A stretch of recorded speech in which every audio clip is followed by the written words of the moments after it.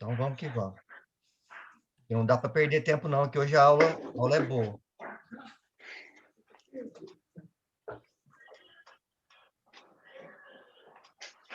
Bom, então vamos iniciar a nossa reunião com a nossa prece inicial.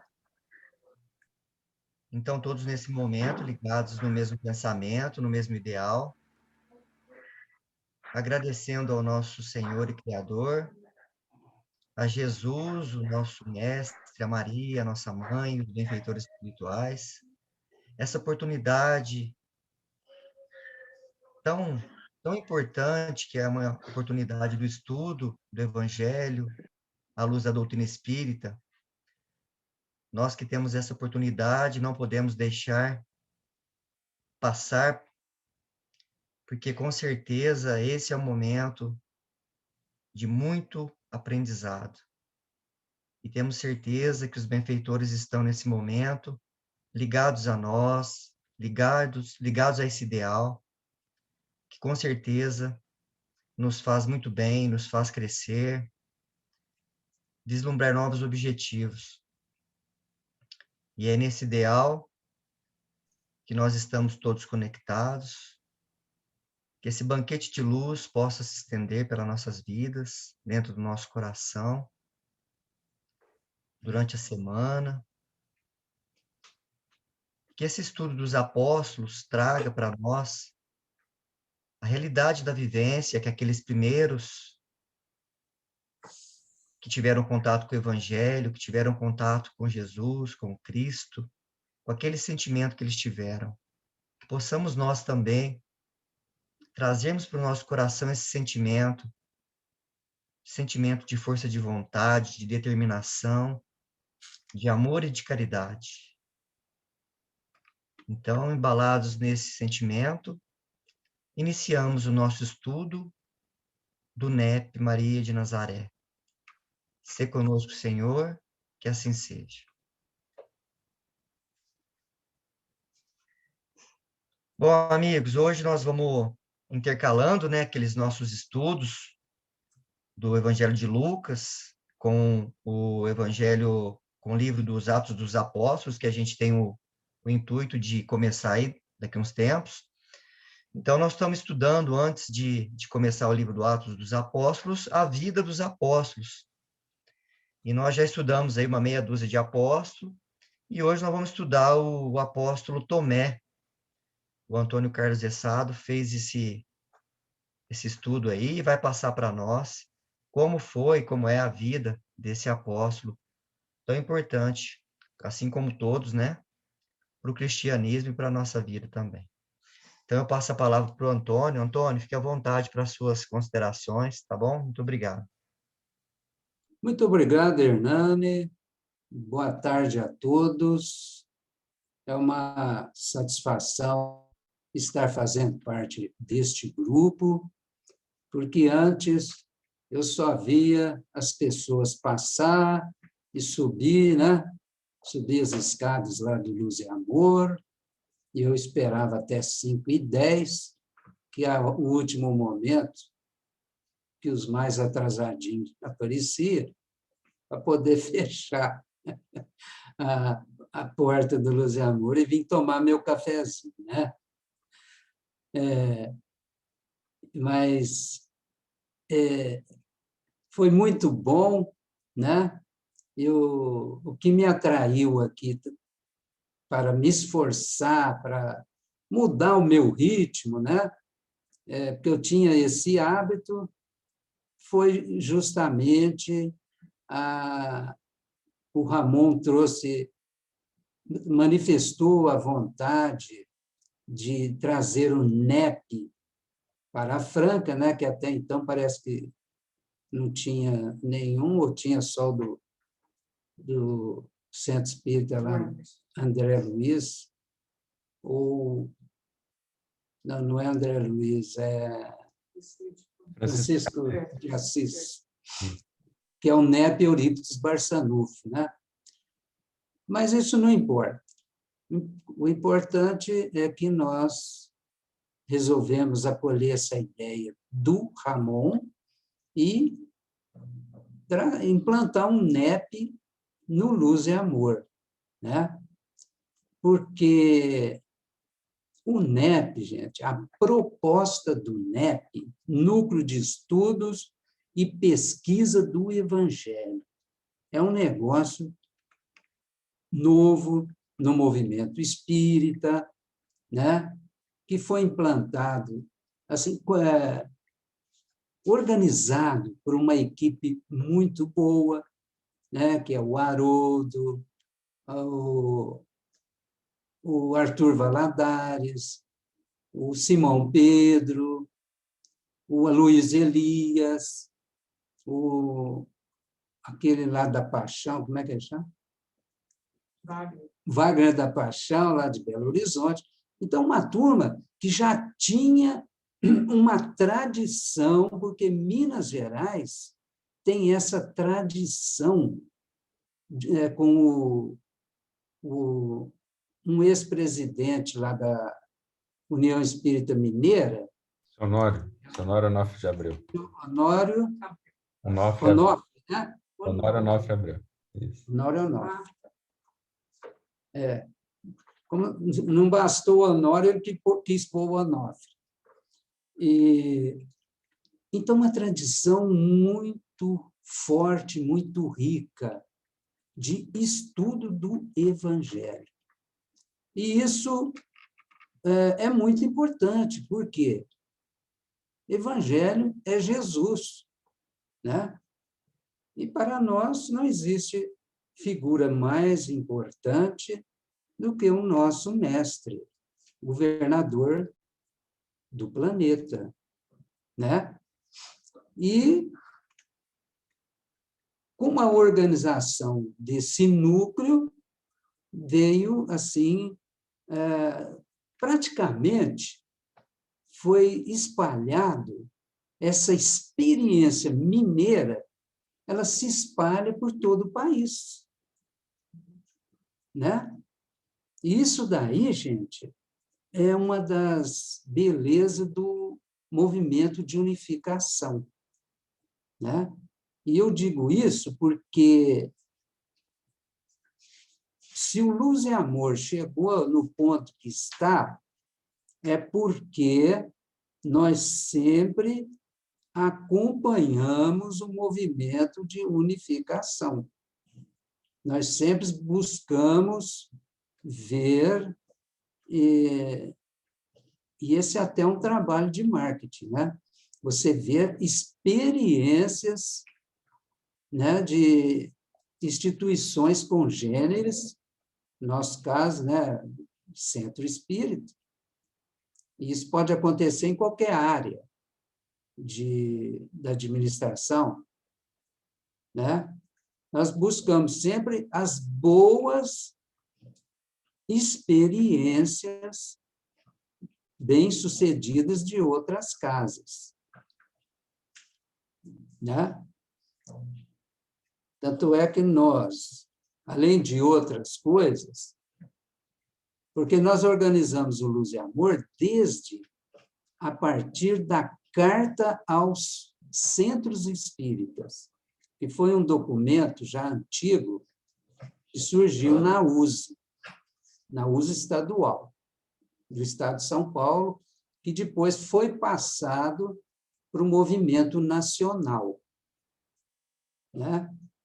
A partir dessa carta, muita coisa se desenvolveu, cresceu, foi aprimorado, né? E nós, então, sempre procuramos trazer coisas boas para o Luz e Amor, como é o caso do COEM. O COEM é uma iniciativa lá do estado do Paraná, que também logo se nacionalizou, né?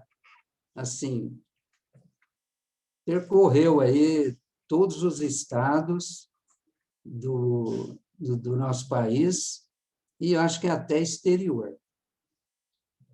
Então, com essa visão de movimento, a casa espírita ganha muito, né?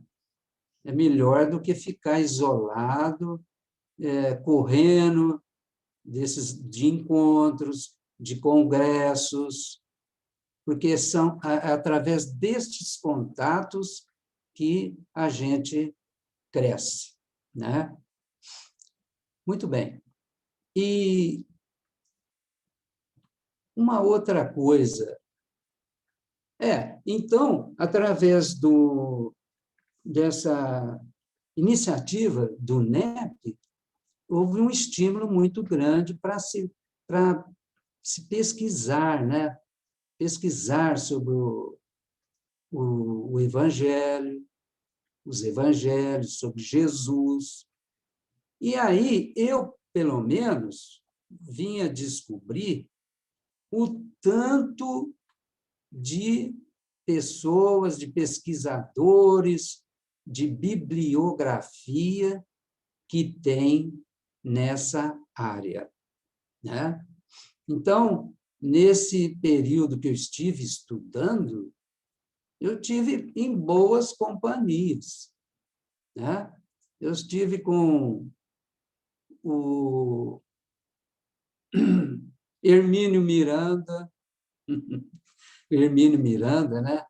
Que escreveu o Evangelho Gnóstico de Tomé. Eu estive com José Lázaro Boberg, que também tem uma obra sobre o assunto. Eu estive até com um colega do Carlim, Huberto Roden. Né, Carlim?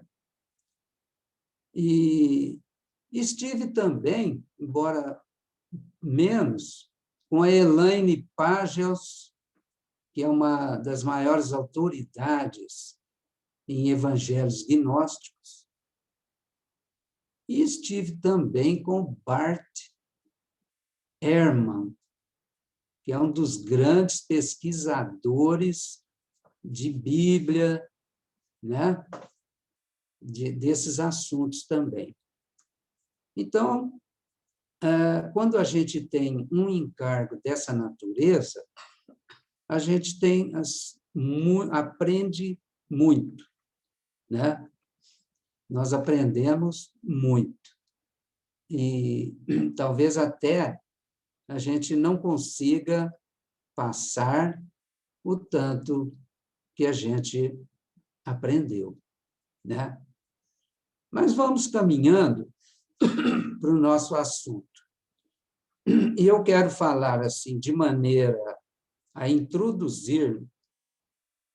introduzir no assunto do grande plano, do grande projeto pedagógico que Jesus programou para o nosso planeta, para a nossa humanidade, né? Que foi, desde a vinda de Moisés, o trabalho de Moisés, né? Que, na verdade, começou com Abraão, né? Na verdade, começa com Abraão. Tanto é que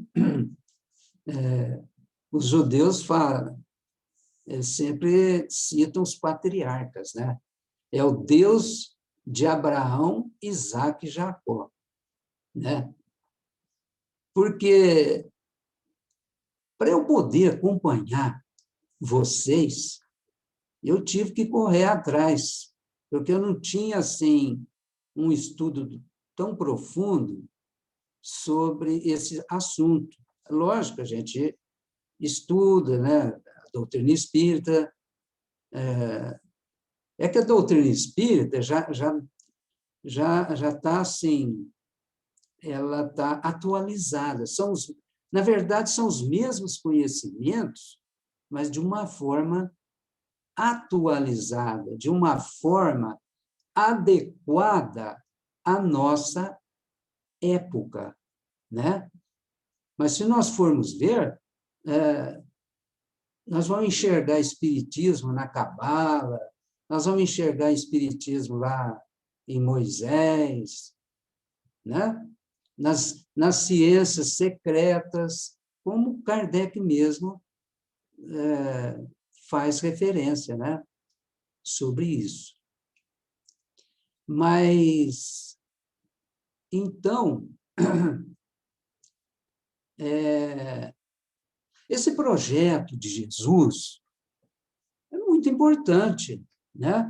Por quê? Porque ele é o orientador da humanidade, né? E o trabalho que ele fez, primeiramente, foi lançar o monoteísmo, que começou com Abraão, né?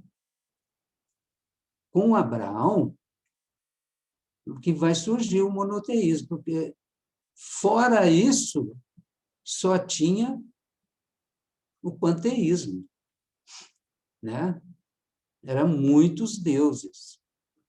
Então, era necessário corrigir essa postura, essa caminhada do ser humano, né?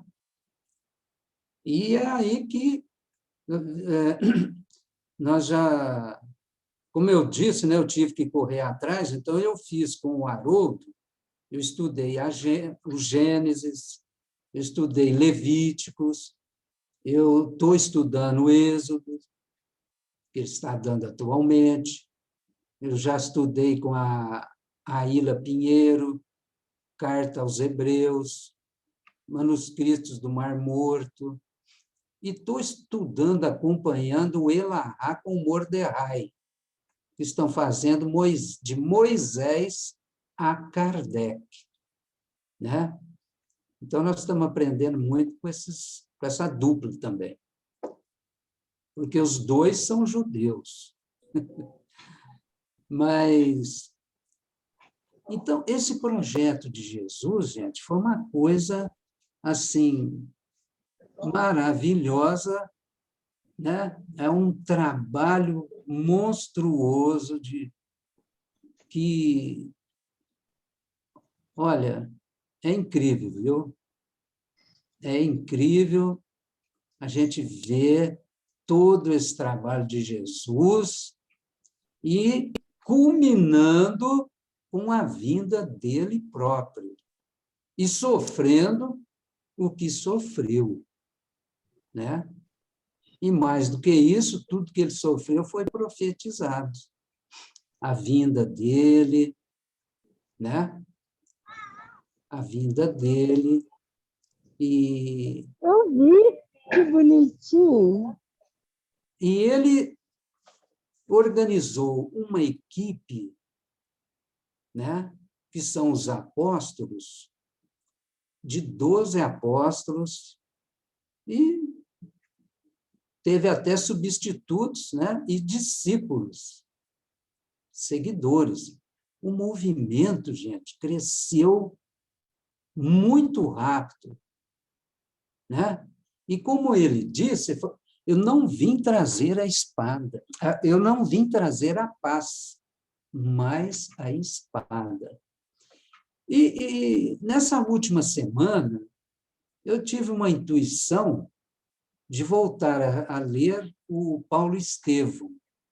Por quê? Para eu sentir aquele ambiente, né, da vinda de Jesus, do começo dos apóstolos, começo do cristianismo, a luta, os martírios, né?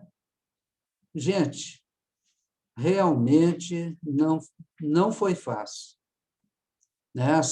As perseguições que o próprio Paulo iniciou, né?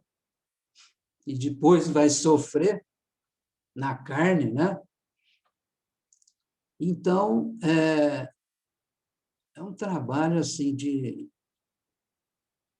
grandes proporções, mas que fez com que hoje cerca de 2 bilhões de pessoas que fazem parte das ideias cristãs, né? Que são cristãos. Então, é um trabalho muito de grandes proporções, né? E então, nós temos esses valorosos companheiros que foram dar continuidade ao trabalho de Jesus. Porque Jesus, como sendo o coordenador dessa equipe, né? Ele veio apenas 3 anos, que é a pregação dele, ele veio e depois os apóstolos que tiveram de dar continuidade, né? Os apóstolos que tiveram que dar essa continuidade. E essa continuidade a gente vê bem ali no Paulo Estevão, né?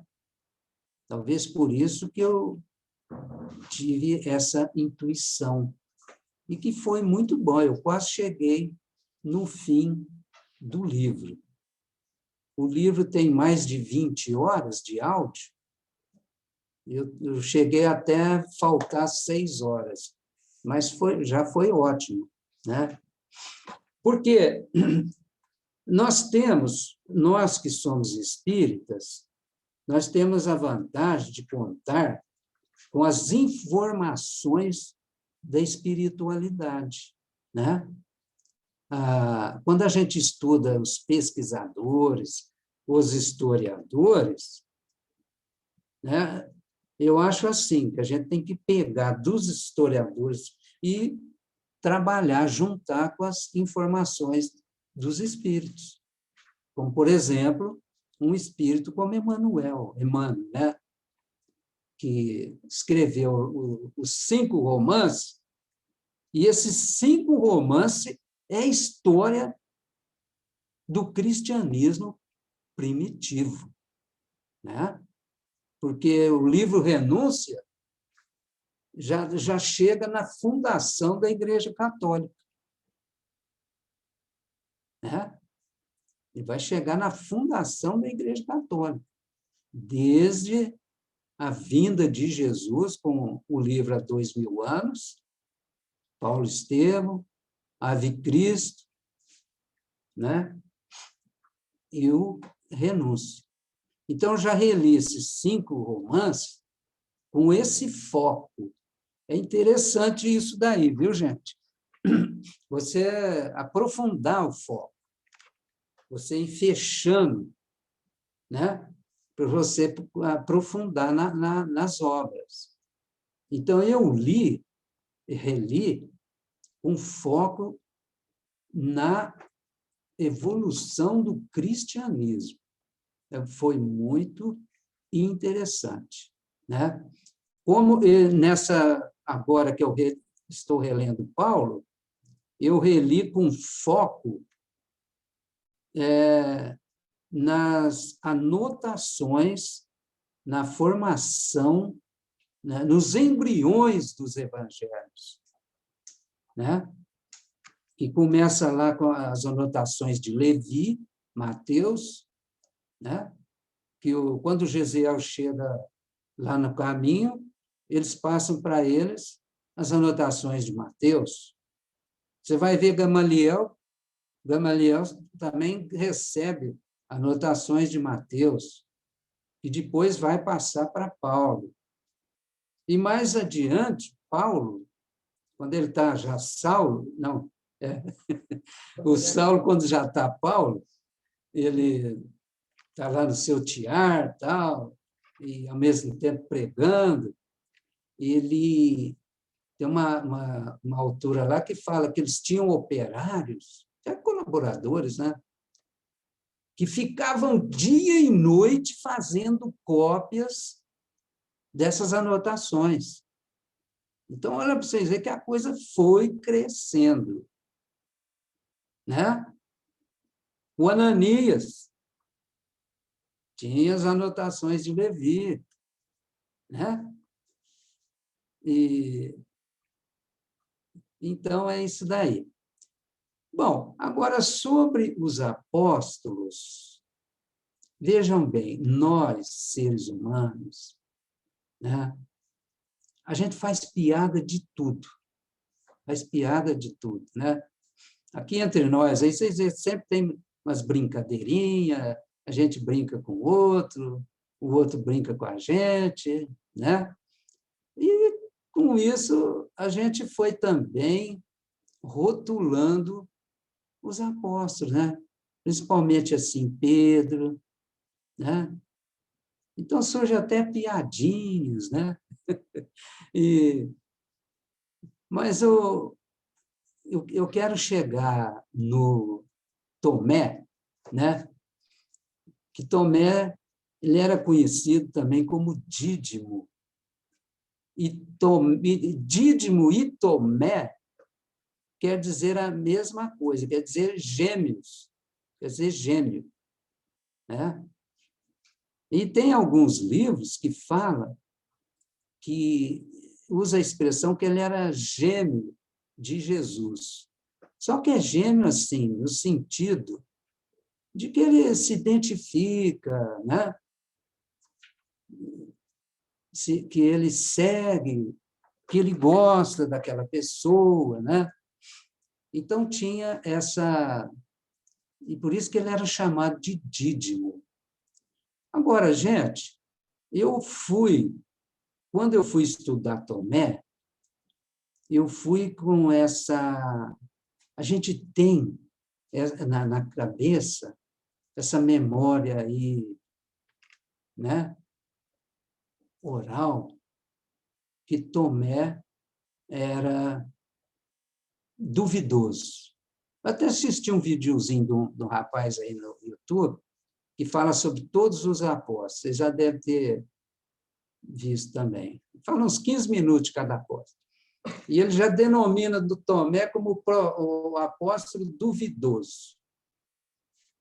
Gente, eu acho que isso daí pegaram no pé do Tomé. Porque os historiadores falam que Tomé era o mais esotérico dos apóstolos. Era o mais esotérico. Eles eram mais estudioso, né? E como ele era gnóstico, e o gnosticismo, gente, isso aí é outra parada, né? O gnosticismo, e quem é especialista nisso, como eu já disse, é a Elaine Pajas. Eu não consegui achar livro da Elaine, ela é americana, viu? Pensar que a Elaine aqui brasileira, ela é especialista nesse assunto, né? E eu só li um livro dela que tem só o primeiro capítulo, que eu baixei em PDF, porque os livros dela são caros. Tem editora aí, distribuidora, que vende até R$ 500. 200, eu achei de 200 a 500. Então, e quando? Porque aí nós vamos entrar na formação do cânon, na questão da formação do cânon, que foi lá a partir do ano, no quarto século, né? Que a Igreja Católica foi fundada em 312 ou 313, né? Então, para formar esse cânon, que são os 4 evangelhos, os 4 evangelistas, e isso aí tem muito estudo sobre isso, viu, gente? Tem muito estudo, porque, ó, é matéria aqui para o NEP que não acaba, viu? Uma vida aqui vai ser pouco, né, Ramon? Porque tem muita coisa para estudar. Apesar de que, para nós, como Allan Kardec nos mostrou, o que interessa é a essência, né? da mensagem de Jesus. O que interessa é a nossa mudança, a nossa transformação. Mas para você valorizar mais, é bom estudar, né? Estudar sempre é bom, né? Por quê? Porque fortalece esse estudo, essas pesquisas, fortalece a figura de Jesus com seus ensinamentos, né? Fortalece, engrandece, enriquece, né? Então, quando eles foram formar o cânon, eles fizeram que, na verdade, os evangelhos é uma obra organizada. Tem pesquisadores que falam que nenhum deles escreveu. É só pegar o nome, né? E os gnósticos, você pega os evangelhos gnósticos, eles também chamados de apócrifos, né? Que para nós, espírita não tem essa barreira. Os evangelhos, porque o gnosticismo, ele era muito parecido com o espiritismo. Eles acreditavam na imortalidade da alma, na comunicabilidade, no fenômeno mediúnico, na reencarnação, na lei da evolução. Só que eles também acreditavam no seguinte: você conhecer Deus através do autoconhecimento, né? Você evolui através do autoconhecimento, né? E o pessoal que organizou os evangelhos, são chamados eclesiásticos, não interessava as ideias do gnosticismo. E aí eles passaram a perseguir os gnósticos. Mandava queimar as cópias, porque tem autor que fala que tinham 50 evangelhos. Já vi citação, eu não li o Código da Vinci, mas o Código fala que tinham 80 evangelhos. Então, realmente, você trabalhar com a quantidade dessa, né, seria difícil, né?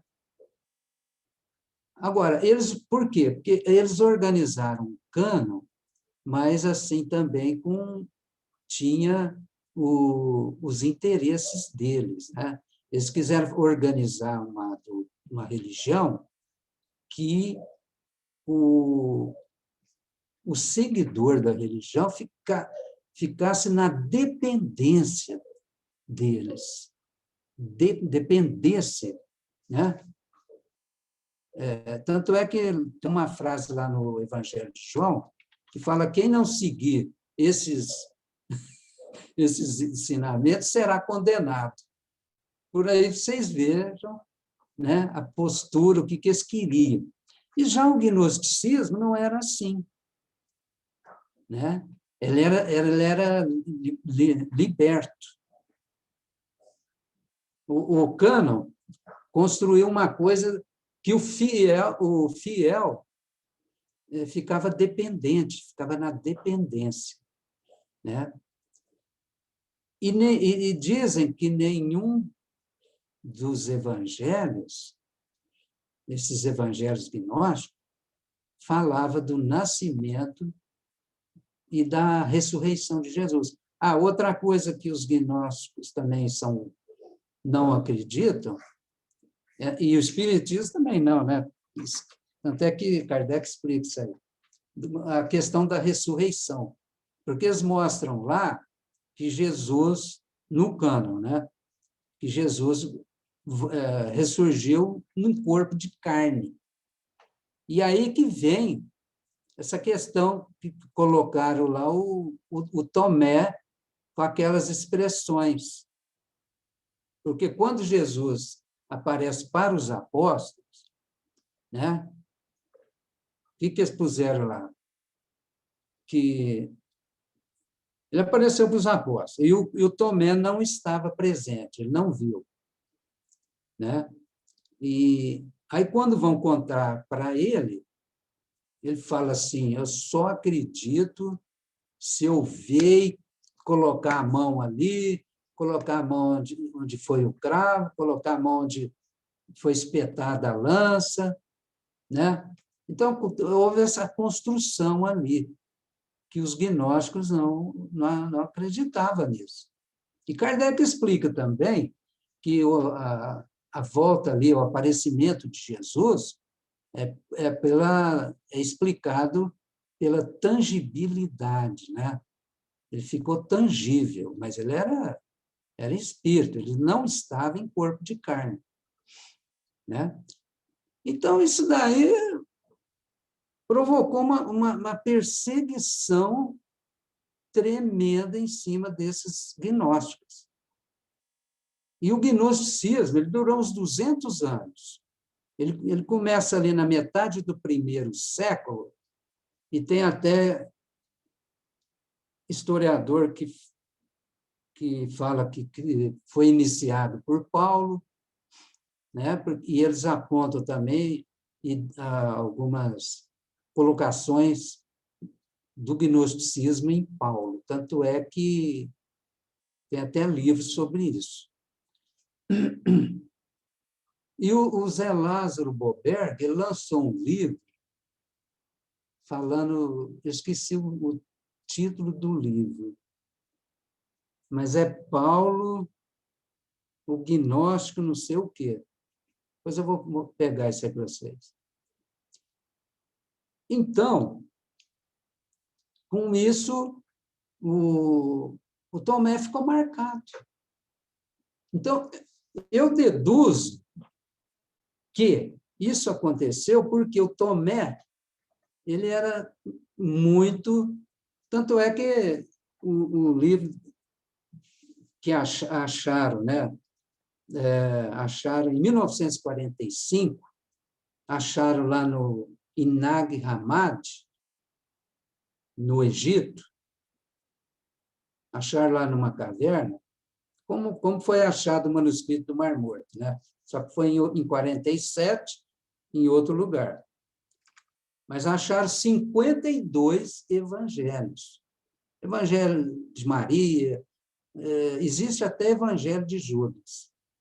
Evangelho de Maria, Evangelho de Judas, Evangelho de Tomé, Evangelho de Filipe, Apocalipse de Pedro. E isso daí, meu filho, cai na mão dos historiadores, eles aprofundam nisso daí. Isso aí causou uma revolução muito grande entre os pesquisadores. E pesquisadores é ciência, né? É ciência, né? E então tem essa questão aí de Tomé. E ele é pouco citado, né? Essa citação lá que ele encontra, que ele duvida, aí depois Jesus aparece para ele, manda ele tocar ali. Então, aquilo ali, gente, pode ter sido trabalhado, forjado, né? Agora, então acharam lá em 1945 o Evangelho de Tomé, que Hermínio Miranda, José Lázaro e outros pesquisadores estrangeiros, né, eles denominaram Evangelho Gnóstico de Tomé. Evangelho Gnóstico de Tomé. Porque é um evangelho assim, aí são 114 aforismas. Ele é escrito só em forma assim de aforismo. Jesus diz, Jesus diz. Então você vê que foram anotações da boca de Jesus, né? Certo? São 114 e é interessante, viu? E aí tanto, por exemplo, Hermínio Miranda, Humberto Roden, José Lázaro, todos comentam cada aforisma. Quem quiser ler, está às ordens aí na internet, né? Agora, é interessante, né, que o Tomé ele não aparece lá no livro Paulo Estevão, né? E eu vi um trechinho de um filme sobre Tomé, só que eu não consegui, porque é do History Channel. E eu não consegui entrar nesse History Channel. A gente conhece mais Netflix e tal, né? E outros aí, mas seria interessante. Mas o trechinho desse evangelho, desse filme, é o trailer, né? Ele mostra Tomé, porque diz que, num dado momento, Jesus distribui com os apóstolos, fala, você vai para tal lugar, você vai para tal lugar, papapá, né? E mandou ele para a Índia. Aí aparece ele nesse trailer, assim, ele não queria ir para a Índia, né? Achando ruim. Ah, eu não queria ir para lá, não sei o quê, tal.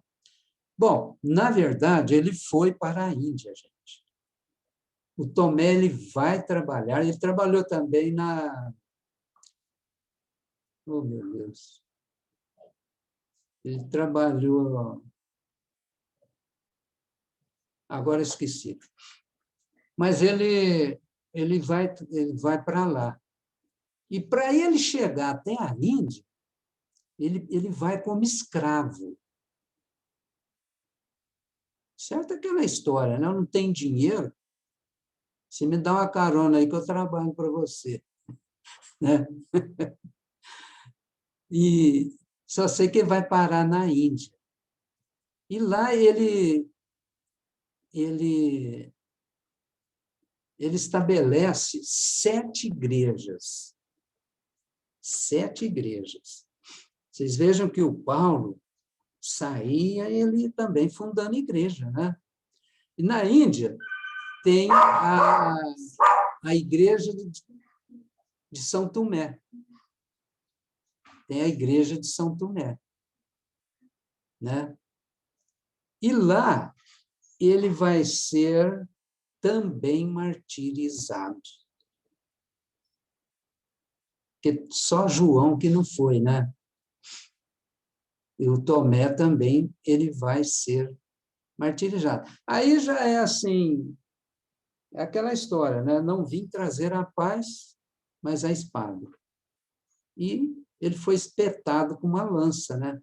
Mas aí, em confronto lá com os brahmanes, questão de religião, né? Mas ele fez o seu trabalho na Índia, né? Deixou lá a mensagem de Jesus. Ele levou. E, entre os pesquisadores, ele é muito exaltado. Esse evangelho dele, inclusive, esse evangelho, inclusive, ajuda a entender essa questão da formação do cânon, né?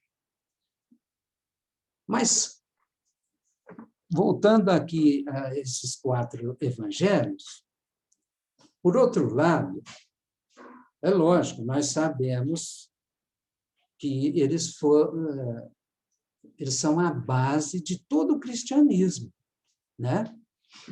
E o Emmanuel fala lá no A Caminho da Luz, né? Parece que eu até ouvi de vocês mesmo. O Emmanuel fala que esses evangelhos foram elaborados com a supervisão dos espíritos superiores, né? Agora, é lógico que, às vezes, houve ali uma adequação, né? Com os interesses lá a partir do Constantino, né? porque o Império Romano estava em decadência e, paradoxalmente, graças a Deus, o cristianismo crescendo, né? O cristianismo tomando conta. E já lá na época do cristianismo primitivo, chega um momento também que o próprio judaísmo aceitou o cristianismo, né? Só que eles impuseram uma condição, desde que também fosse trabalhado os conceitos do judaísmo. Mas já aceitou, né, as ideias do Cristo. E aí, lógico, né, vai criar duas correntes. Tem o judaísmo que se fala messiânico, que é o que aceita Jesus, e os que não aceitam, né? E eu já vi vídeo desses que não aceitam Jesus, o cara põe Jesus lá embaixo. É até triste de assistir, viu? Eu não aguentei assisti só um pouquinho, mas trata Jesus, não é nem Jesus, eles falam JC, mas deixa isso para lá. E, então, como eu disse, né, o Império Romano estava em decadência, aí o Constantino vai usar do cristianismo para tentar recuperar o Império Romano. Império Romano esse, que, segundo Emmanuel, tinha sido criado por Jesus. E, no final, Jesus fala, destruam o Império Romano. Ele tinha um objetivo, a coisa desvirtuou, e falou, não, vamos acabar com isso aí. Mas, mesmo que tenha sido inserido, né, alguma coisa assim, que foi trabalhado, né? Mas serviu, ali também está a mensagem de Jesus. E serviu para esses 2 bilhões da humanidade que são cristãos, com base nesse cânon, né? Agora, Jesus falou também, passarão o céu e a terra, mas minhas palavras não passarão, né? Então, Jesus sabia que... E os cientistas, né, da área de história e pesquisadores, eles têm ajudado essa verdade, né? Descobrireis a verdade e a verdade vos libertará, né? E a gente não pode entender o Evangelho sem estudar a primeira revelação, não é mesmo? Nós não podemos... Então, está tudo interligado. E Jesus criou mais um elo, né? Aquela famosa predição dele. Eu enviarei um outro Consolador que ficará para sempre convosco, explicará, né, as coisas que eu disse, esclarecerá melhor, ficará para sempre convosco. Por quê? Porque vai ser interiorizado por nós, né? E o Espírito de verdade, né? E, na verdade, gente, o Espiritismo se constitui, isso é tese do NEP, é a chave para entender os evangelhos, para entender a primeira revelação, para entender melhor Jesus, né? ele é a chave. E Kardec, gente, fez um trabalho maravilhoso. Nós podemos dizer que Kardec é a base desse NEP, porque ele vai fazer o Evangelho segundo o Espiritismo, e lá na introdução, vocês lembram que ele fala lá, que ele, na obra, ele não vai tratar das palavras que a igreja adotou para seus dogmas, ele elimina, porque Kardec sabia, né? E Kardec, então, pega a essência moral do cristianismo, a moral, né? E lá na Gênese, ele também tem ótimos estudos, né? Ele tem ótimos estudos. Tem lá a Gênese mosaica, e na parte dos milagres e das predições, também tem estudos excelentes, que é uma boa matéria para se estudar em ambiente de NEP, né? Então, se eu comecei com essa ideia preconcebida, esse estudo de Tomé, se eu comecei com essa ideia, que ele é poeta, o apóstolo que... Poeta é o Ramon, né? Se eu comecei com essa ideia, que ele é o apóstolo, né, duvidoso, gente, eu terminei com outra ideia de Tomé. Com outra ideia. Esqueça aquilo lá, eu diria para vocês. Esqueçam aquilo lá. E busquem ler esse Evangelho de Tomé e até os demais, né? Porque isso vai ajudar muito na nossa... aprimorar os nossos conceitos sobre o verdadeiro cristianismo, o verdadeiro movimento que surgiu a partir da vinda de Jesus, né?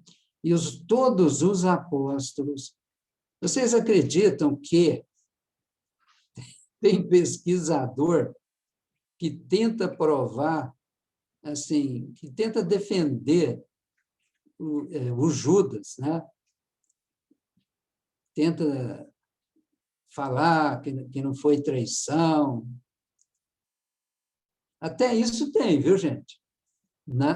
Entre pesquisadores. E é citado até por outros, né?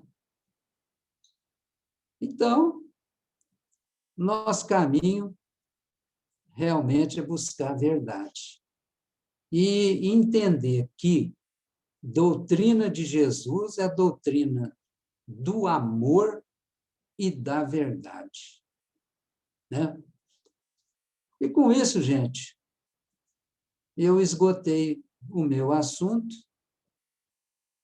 e me coloco aí à disposição de vocês. Quem quiser me corrigir, quem quiser complementar, nós estamos aqui para aprender.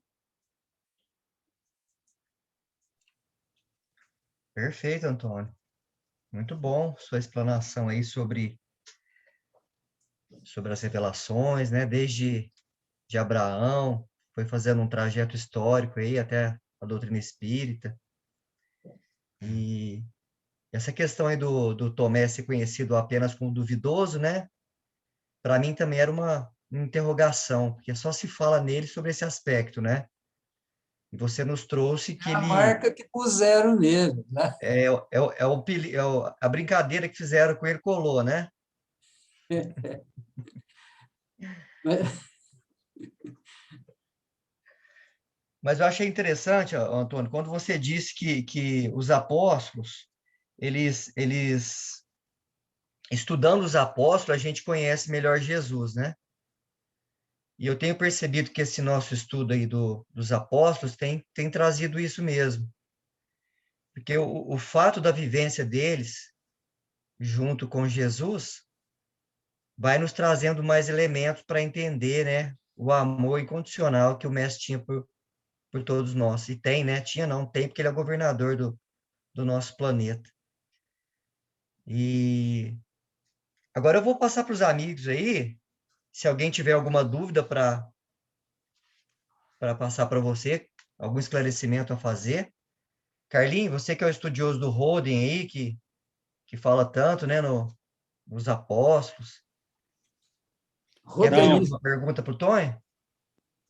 Não, assim, o Tony foi muito feliz. O Tony foi muito feliz porque ele fez uma explanação geral, né? Porque sem essa explanação geral que ele fez, ficaria mais difícil para a gente compreender esse gnóstico, agnosticismo, o gnosticismo. E ele foi muito feliz. Eu leio os livros do Rod, já li uns 30 livros dele. Eu trouxe até aqui na mão, tá na mão, ó. O Tony, esse aqui é o quinto evangelho, né? Eu li. Atribuído a Tomé, quinto Eu li. evangelho. Você leu ele, né? E o Tony foi muito feliz que exatamente fala que aqui fala assim que foi descoberto em 45, como o Tony falou, em Nag Hammadi, no Alto Egito, escrito em língua copta.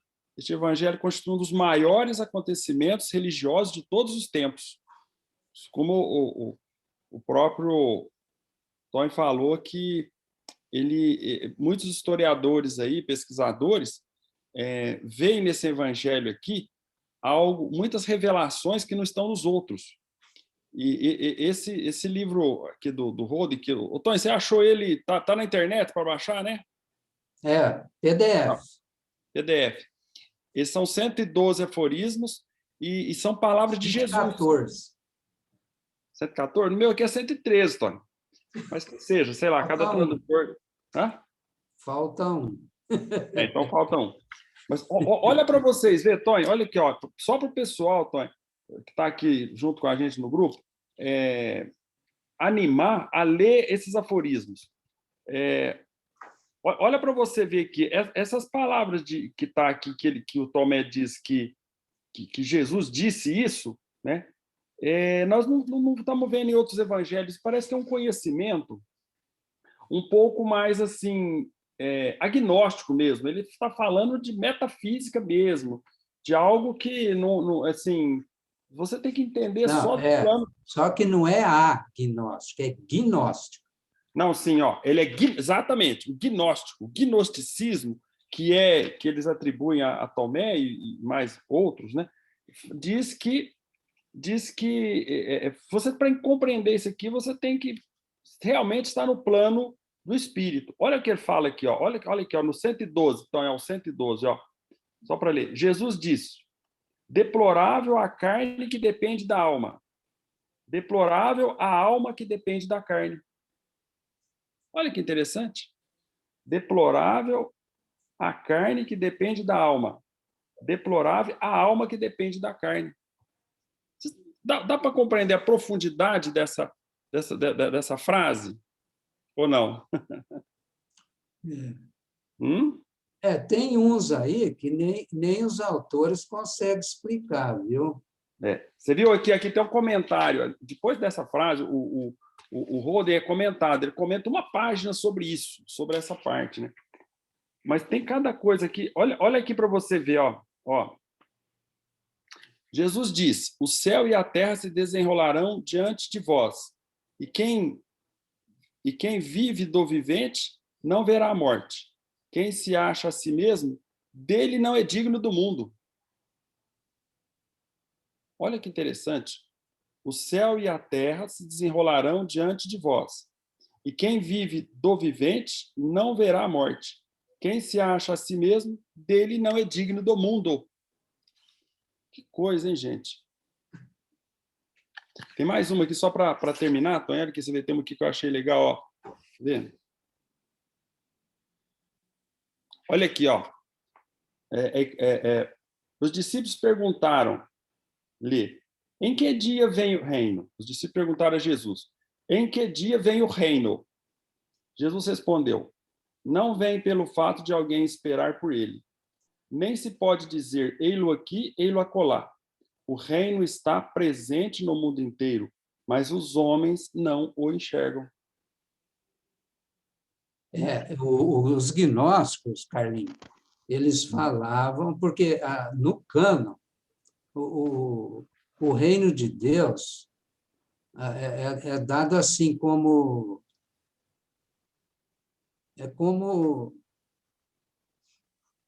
a graça, assim, né? Já os gnósticos acreditavam que é pelo esforço próprio. É pelo esforço próprio, não é dado por outro. Ele está dentro de nós e é pelo nosso esforço. A evolução é conseguida pelo nosso esforço. Jesus disse, né? Jesus era super gnóstico. Ele disse assim: eu não vim para que tenham olhos de ver nem ouvidos de ouvir. Esses verão e não enxergarão, né? Assim, então, quer dizer, é o que ele está falando aqui. Onde está esse reino?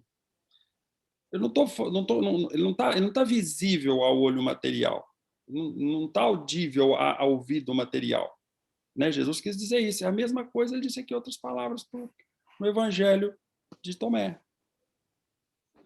Ô, Tony, tem uma passagem, eu não sei se você achou aí na sua pesquisa, que fala que foi assim: quando Jesus reaparece, materializa, para que Tomé toque nas chagas dele, certo? Aí aí Tomé fala, puxa vida, mas agora eu acredito. Mais ou menos deve ser assim, não está lá nas palavras. Aí disse, nessa passagem, que eu gostaria de ver os pesquisadores aí, eu não sei onde está na Bíblia, lá num desses evangelhos, disse que ele está nos 4 evangelhos. Eu só não sei onde. Eu vi um comentário, a pessoa citou o versículo e o capítulo. Não, está no João. No João. Aí diz que Jesus chamou ele e falou, Tomé, vem aqui um pouquinho. Você quer saber? Vem aqui um pouquinho. Aí ele diz que ele chamou ele para um canto, para um lugar reservado, e os outros apóstolos não foram. Aí, do João? E os isso outros aí está apóstolos... no João 11:16. Isso. Aí Jesus chamou ele para um lugar reservado, só ele, e falou assim, Tomé, você quer ver mais coisas? Assim, mais ou menos é assim, vê se a passagem está assim, ó. Tomé, vem cá que eu vou te mostrar mais coisas. E chamou ele reservado. A hora que Tomé saiu desse encontro, os apóstolos, o que é que ele te mostrou? Aí sabe o que ele falou? Tomé falou, se eu falar o que eu vi, estas pedras incendiam. Então, você já imaginou o que ele viu? Porque os outros apóstolos... Ninguém sabe o que Jesus falou para Tomé. Você já imaginou aquela transfiguração quando ele subiu para orar e pôs os apóstolos vigiar, e a hora que apareceu aquelas luzes todas, e apareceu Moisés e Elias, eles ficaram, vou fazer uma tenda aqui para cada um deles, e tal, eles não estavam entendendo nada que estava acontecendo. Agora, o Tomé deve ter visto mais ou menos a mesma coisa, certo? Só que ele falou assim, eu não posso nem falar, porque esse povo não vai acreditar, né? Então, deixa por isso mesmo. Tem essa passagem, então está aí, então está registrado. Olha para você ver o tanto que esse Tomé pôde ver, que a curiosidade dele fez com que o Cristo mostrasse mais quem ele era ainda. Falou, eu não sou o que você está pensando aqui encarnado, vem cá que eu vou te mostrar mais quem eu sou. E ele tinha capacidade para isso, tanto é que depois ele saiu, como você está falando, ele desertou quase, ele, não sei se foi amando de Jesus, mas ele foi fazer um trabalho isolado, porque o pessoal ali em volta não estava apto para compreender o que ele sabia. Ele tinha algo muito maior para falar. Tanto é que eu acho que providencialmente isso ficou sumido, desaparecido, e só em 1945, quando na maioridade espiritual nossa, pôde ser trazido à luz esses pergaminhos que ficaram tanto tempo. Depois de 17 séculos. Exatamente, né? Ou mais até, né? Não sei, porque foi em 1945, foi dada a condição para nós de conhecer tamanha profundidade do Evangelho. Quer dizer, tudo esses 4 aí, esses que já estão, que vai vir um mais profundo, que é o de Tomé. Então, eu acho assim, porque eu li isso aqui, reli, achei profundo, muito profundo, e eu talvez não estou habilitado, gabaritado para entender a profundidade do gnosticismo que tem nesse evangelho também. E tem os autores que eu li que estudam esse evangelho, eu vi o Roden, o Hermínio Miranda e o Zé Lázaro Boberg. Zé Lázaro é lá do Paraná. Ele escreveu 23 livros. Esse José, é esse que eu estou querendo trazer aqui, ele dá uma aula aqui para nós. A Lucélia tem um questionamento para fazer, o Antônio. Vamos A ver se ela... Lucélia. A É a Lucélia. Lucélia, fica à vontade. Vamos ouvir a nossa Eu rabina. consigo falar. Vou falar devagarzinho, assim eu consigo falar. O interessante do Evangelho de Tomé é que, na época de Jesus, não existia um cristianismo, mas vários cristianismos. Então, havia muitos escritos. Aí, como o Tonho falou, né, logo depois do Concílio de Nicéia, eles começaram a elaborar o cânon bíblico. E o que aconteceu? Eles só aderiram aos livros que confirmavam a ortodoxia que estava sendo iniciada. O Evangelho de Tomé, como outros, ficou de fora. O interessante é que ele foi achado lá no Egito, né? E os cientistas descobriram que o invólucro dele data justamente de 300 depois de Cristo. Então, provavelmente, ele foi escondido lá dentro, né? Para não ser destruído. E segundo os historiadores, ele data de 40 a 140 depois de Cristo. Muito mais certo que seja 40. E o que acontece? Ele é mais antigo que o Evangelho de Marcos. E se a gente pegar os versículos do Evangelho de Tomé, aconselho as pessoas a lerem e compararem. O versículo 34, 36, 41, 16, 31, todos eles contêm o texto ali, o versículo ali, são palavras que depois vão surgir no Evangelho de Mateus e Marcos. Então, ele escreveu antes. E o Evangelho de Tomé é impressionante, porque o que me impressionou foi o seguinte: os cristãos, qualquer um que lê a Bíblia, pegar qualquer historiador, até o apóstolo Paulo, acreditava que o reino de Deus ia acontecer na geração deles. E era onde acreditavam no Apocalipse, né? Ia mudar tudo, o reino de Deus viria, né? Porque quando eles perguntaram a Jesus, Jesus explicou, mas não ficou claro. Até uma palestra do Cosmo Massa de ontem, ele menciona realmente isso. E foi o que eu sempre senti quando eu li o Evangelho. Mas no Evangelho de Tomé, quando ele fala do reino de Deus, gente, é impressionante. Depois eu vou enviar para vocês onde vai encontrar. Ele coloca o reino de Deus como estando dentro de nós. E como Deus estando em todos os lugares, em todas as pessoas. Então, ele tem uma compreensão de que o reino de Deus são as leis divinas que transformam. Isso é impactante no Evangelho de Tomé, não é?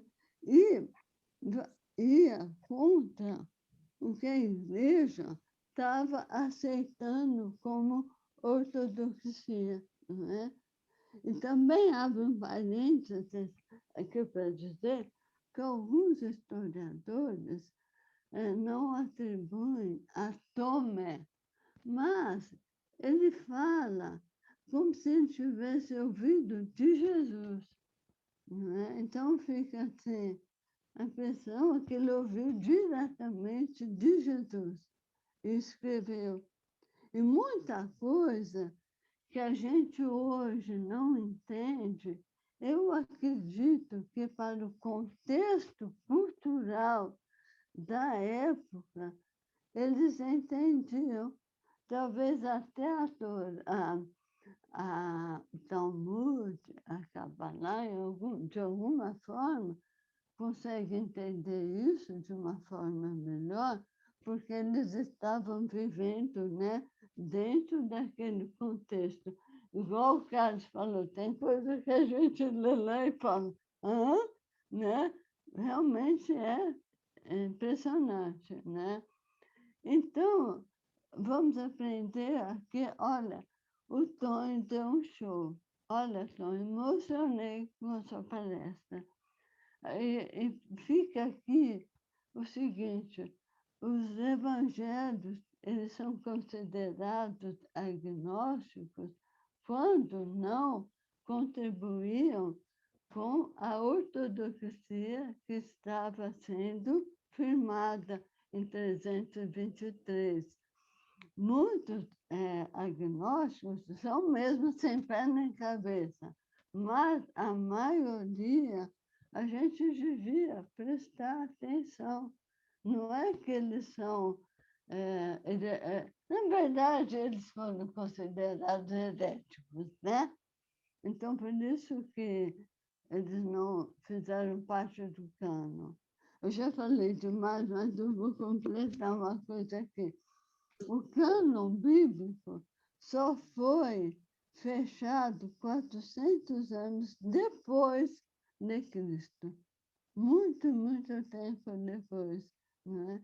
Então, a gente tem que perceber que ele foi fechado de acordo com o doutor mencionou, com a necessidade da igreja que estava ali, né, começando. Ô, gente, perdoe, viu? A minha voz está muito ruim. Desculpa, mas eu tenho que falar devagar, viu? Mas esses evangelhos gnósticos, esses evangelhos apócrifos, eles foram escondidos porque tinha muita perseguição dos eclesiásticos que formaram o cânon. Eles perseguiam, mandava queimar. Se você tem isso aí, você queima. E, às vezes, mandava até matar. Então, teve muita perseguição e eles acham que é por isso que esconderam, né, esses evangelhos. Posso falar um minutinho? Pode sim. Rapidinho. Tonho, só a título de curiosidade, se tiver aí, você tem mais técnica aí na parte de computacional, vamos dizer assim, de informática, na obra do Holden, lá no finalzinho, tem as obras atribuídas a São Tomé, e ela tem o resumo de cada obra. Eu acho interessante se você puder colocar no grupo. Por exemplo, tem o Apocalipse de Tomé, né? E fala que o conteúdo dele. Tem o Atos de Tomé, também muito interessante. Tem o Evangelho de Tomé, que nós estamos falando, e tem a Pit Sofia. A Pit Sofia, esse é um capítulo à parte, pessoal. Pit Sofia, inclusive eu estou lendo um aqui que a Valéria trouxe para nós, ó, comentado, ó, Pit Sofia comentado.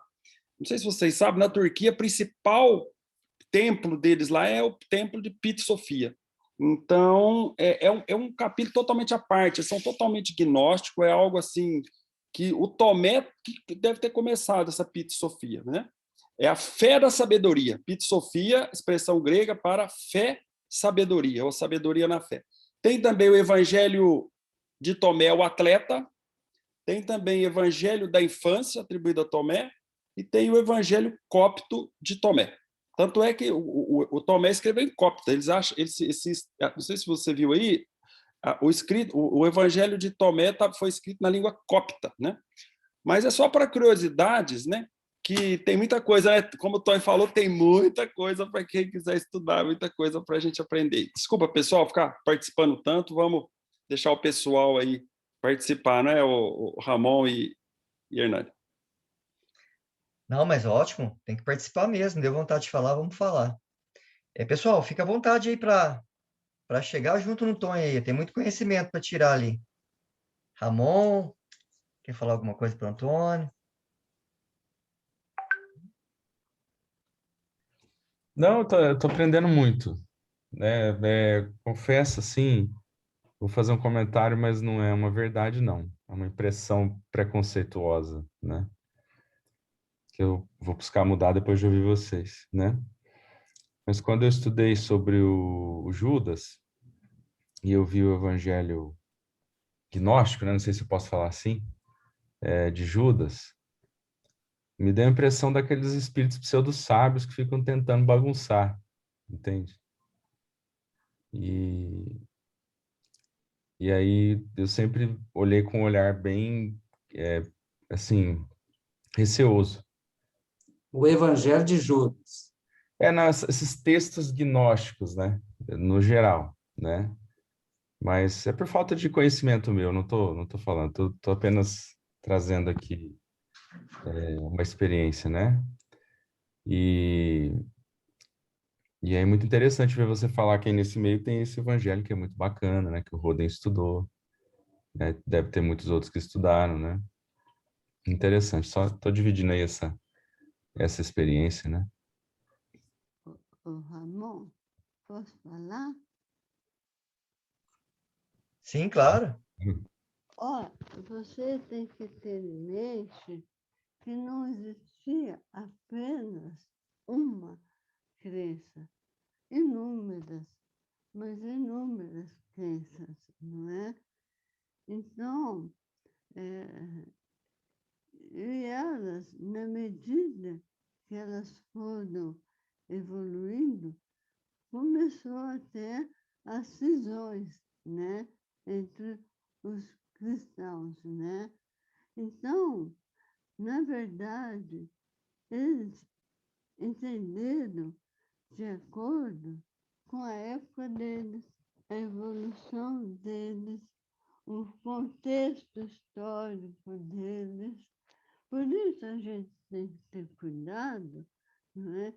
E realmente ver, né, o que eles acreditavam, por que acreditavam e até que ponto se desviaram, né, das palavras de Jesus, né, que são muito claras, né, e foram mal interpretadas, né?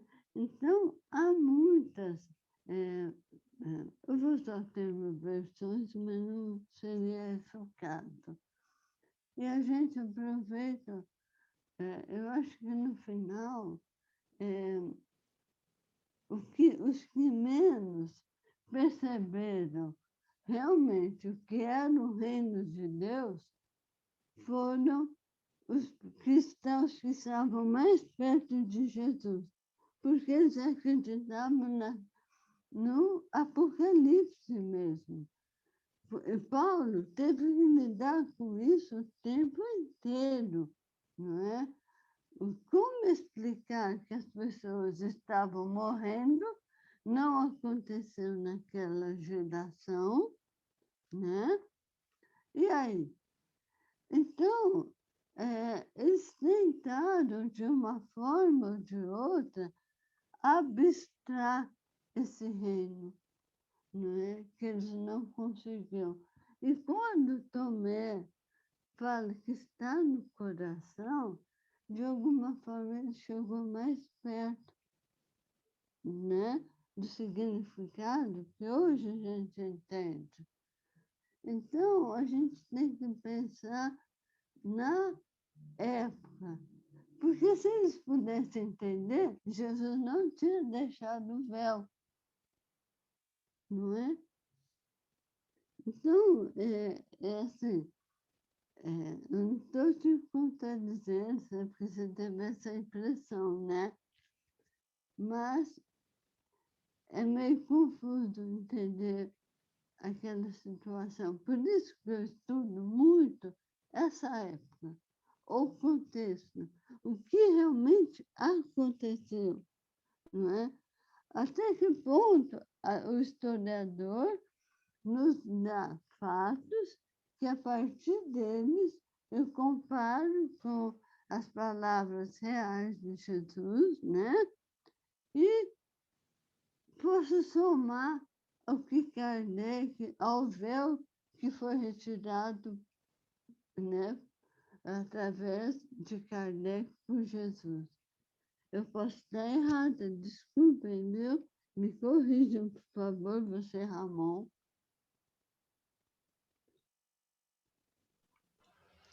Posso só complementar, Hernani ou Ramon? Sem dúvida. Ô, Lucélia, eu acho assim que tá perfeita a sua colocação. Por quê? Porque naquela época, até hoje, a gente tem dificuldade de compreender o que Jesus falava. Então, vamos imaginar naquela época que ele falava por parábolas e os judeus estavam acostumados a um ensinamento de Moisés que era assim, era muito claro, olho por olho, dente por dente. Só que assim, eu tenho uma profunda admiração por Tomé. Por quê? Porque tem aquela passagem que Jesus fala assim, e para onde eu vou, vocês saberão o caminho. E aí os discípulos todos ficam quietos. Mas o único que questiona é justamente Tomé. Aí ele fala, Senhor, mas nós não sabemos para onde você vai. Como nós podemos saber o caminho? E aí ele recebe, né, aquela famosa frase de Jesus, eu sou o caminho, a verdade e a vida. Então, o que serve para mim de Tomé? Tomé era um homem que ele não tinha medo de perguntar. Ele não tinha medo de buscar a verdade. Ele não ia conseguir caminhar com essa pergunta dentro dele sem buscar a resposta. E aí eu faço uma analogia comigo. Às vezes, eu sou até assim, eu pergunto muito, eu questiono muito. Às vezes, até as próprias obras paralelas, coisa, eu não concordo. Ah, eu sou alguém? Não, eu não sou ninguém. Mas, às vezes, muita coisa eu não concordo. Porque, assim, o Tomé, ele foi um homem de coragem de perguntar para Jesus. E hoje a gente vê, eu principalmente, às vezes, assim, eu fico presa a um autor que é muito famoso, eu fico presa a uma verdade de um palestrante, e aí eu penso assim, mas será que eu tenho direito de questionar? Então eu lembro muito de Tomé, porque às vezes eu fico com medo de ser alvo de crítica, e aí eu fico calada para agradar. Mas aí eu fico com aquele turbilhão dentro da minha cabeça. Então eu penso, é um pensamento meu, único, não cada um vê. Eu não posso ficar com a dúvida. Por isso que, assim, eu não posso ter medo de pensar, eu não posso ter medo de questionar, porque se for para mim me calar, eu prefiro, então, seguir outro caminho. Porque senão não faz sentido eu já ficar formatada dentro de uma verdade que todos os demais... E eu acho que a ciência, ela só cresce assim. O próprio Kardec nos ensinou isso. A humanidade só cresceu quando teve alguém para questionar que a Terra não era o centro do universo, que a Terra não era plana, e foi aí que a gente conseguiu caminhar. Eu, na minha pequenez, mas eu preciso perguntar. Eu preciso questionar, porque senão não faz sentido. Né? Então, assim, eu gosto muito do Tomé, viu, Antônio Carlos? E eu achei, assim, espetacular o caminho que você nos traçou e sem desprezar os gnósticos, porque, assim, a gente sabe que teve muita água debaixo dessa ponte. Desculpa, gente, se eu falei demais. Ô, Lúcia, é que eu e você são as duas Tomé do grupo. O Hernani sabe muito bem disso, não é? Tadinho do Hernani. O Hernani... De dupla. Eu agradeço a Deus por ter vocês no grupo, porque é assim que a gente cresce, velho. Né? As perguntas da Lucélia, da Lúcia, da Silvia, de todo mundo. É assim que nós vamos crescendo, tirando as dúvidas, aprendendo cada vez mais, pesquisando, trazendo o Antônio assim com uma clareza de raciocínio tão grande para explicar para nós, né? É muito bom. Isso aí que é a beleza da doutrina espírita. Pessoal, falta 1 minuto. O Antônio Carlos quer falar, ele levantou a Então, mão, é isso. Hernani. Fique à vontade, eu, Antônio. eu quero falar que eu gostei muito do que você falou. Uhum. Fico lisonjeada vindo de você, Antônio Carlos. Antônio Carlos, parabéns, tá? Muito obrigado, Foi muitíssimo obrigado muito pela bom, sua... muito bom. Maravilhoso. Vamos estudar, né, irmão? Muito Como bom. que é? Vamos estudar. Vamos estudar, vamos em frente, que, conforme você mesmo disse, né, estudando os apóstolos, nós vamos compreender mais o nosso Mestre, Senhor Jesus. Tudo vai agregar para que a gente consiga subir essa escada aí, passo a passo. É. Posso só dar uma palavrinha? Pode sim. Então, o Tomé não tinha aquela crença cega, né? Ele queria ver para crer. Ele fez como Kardec. Kardec foi ver de perto. Kardec duvidou. Agiu como um cético, né? E ele falou: esse negócio aí está parecendo conto da carochinha, história para boi dormir em pé. E foi lá verificar de perto e comprovou que os espíritos existiam. Assim agiu Tomé. Ele foi e comprovou que Jesus estava ali, em espírito e verdade. Por isso que os pesquisadores consideram ele o mais esotérico dos apóstolos. Mas com a sua fala, desculpa, Antônio Carlos, com a sua fala, ampliou muito o meu conhecimento sobre Tomé, quase que uma antecipação do pensamento kardeciano. Olha a importância desse discípulo. Então, me dissolveu a minha crença de um dos discípulos de Jesus que apenas duvidava. Essa era a minha crença. Aquele que falou, não, deixa eu pegar para ver. Então, eu via o Tomé com preconceito, como o próprio Ramon falou que ele sentia isso. E eu também. Parabéns, obrigada. Porque você diluiu tão dos meus preconceitos, da falta de conhecimento, da minha ignorância. E esse grupo, ele soma sempre. Muito obrigada e parabéns, Antônio Carlos. Eu li o Evangelho de Tomé e faz muitos anos que eu li. E lá cita os atos comuns da vida do Cristo. Cita coisas incríveis ali. Vamos passar para a prece, passar para a Lucélia. A Lucélia quer falar mais alguma coisa? Só para vocês terem noção, o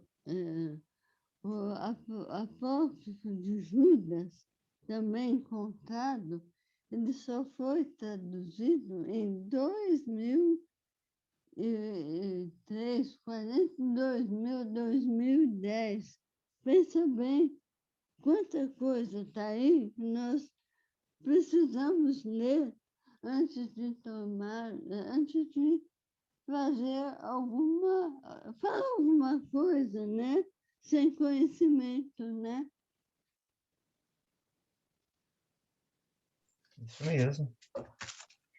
Pessoal, que pena que nós já estamos com o horário estourado.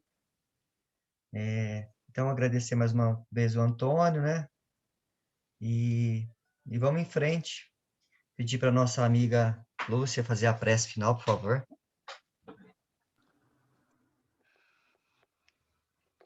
Então, vamos mais uma vez, fechando os nossos olhos e agradecer por esse banquete espiritual que tivemos hoje. Muito obrigada, Mestre Jesus, pela intuição que o Antônio Carlos teve, pela presença amorosa dos espíritos de luz que o intuíram e o sustentaram durante essa tarde para trazer até nós conhecimentos tão importantes, mas tão importantes que abriram a nossa mente, abriram a nossa consciência para verdades até então que se encontravam obscuras para nós. Que possamos então levar a mensagem, o exemplo desse apóstolo que passou para a história como um incrédulo, mas que hoje nós podemos compreender que, na verdade, ele foi o mais crente de todos eles. E que maravilhosa lição que nós tivemos, que fomos agraciados esta tarde. Que o Mestre Jesus continue conosco, nos dando força para enfrentar os desafios, os obstáculos que teremos nessa semana que se inicia. Mas sabemos que com sua amorosa presença ao nosso lado, esse Mestre amoroso, nós iremos ter força suficiente para superar todos os nossos desafios espirituais e até materiais. Que Jesus continue também com sua presença amorosa junto àqueles irmãos que não puderam comparecer hoje, e principalmente que acalente o coração da nossa irmã Rita, que infelizmente o seu irmão nesta semana voltou à pátria espiritual e temos a certeza que ele foi acolhido amorosamente pela espiritualidade maior. Então, com enorme gratidão, com enorme júbilo, com o coração em festa, nós damos por encerrada mais essa jubilosa tarde de domingo. Que assim seja.